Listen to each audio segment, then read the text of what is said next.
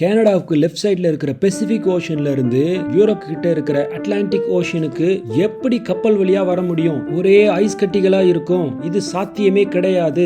இதை முறியடித்தவர் தான் ரோல்ட் ஆமுண்ட்சன். 1903 வெறும் 6 உதவியாளருடன் இந்த பனி கொண்ட கடலில் சிறிய படகுடனும் பெரிய வைராகியத்துடனும் கிளம்புகிறார். பல நூற்றாண்டுகளா யாராலையும் சாதிக்க முடியாத என்னால முடியும் அப்படின்னு கிளம்பியிருக்காரு. பயங்கர கஷ்டம், ஒரே குளிரு, சாப்பிடறதுக்கு சரியா முடியாம, இருக்க இடம் இல்லாம, எங்க போறாங்கன்னு தெரியாம, இத்துடன் தனிமை, கொடுமை. 3 வருடத்தின் விடாமுயற்சி விஸ்வரூப வெற்றியாக மாறுகிறது. வரலாற்றிலேயே பெசிபிக் ஓஷன்ல இருந்து அட்லாண்டிக் ஓஷனுக்கு வந்த முதல் மனிதர் ரோல்ட் ஆமுண்ட்சன் தான் என அறிவிக்கும் நேரத்துல ஃபெட்ரிக் குக் என்பவர் 1 வருஷத்துக்கு முன்னாடி நான் அதை சாதிச்சிட்டேன்னு குழப்பத்தை உண்டுபடுத்துறாரு. இருந்தாலும் சாதிக்க முடியாத சாதிச்ச ரோல்ட் ஆமுண்ட்சனின் தன்னம்பிக்கையும் தைரியமும் உண்மைதான் வெல்கிறது. லைக் பண்ணுங்க, சப்ஸ்கிரைப் பண்ணுங்க.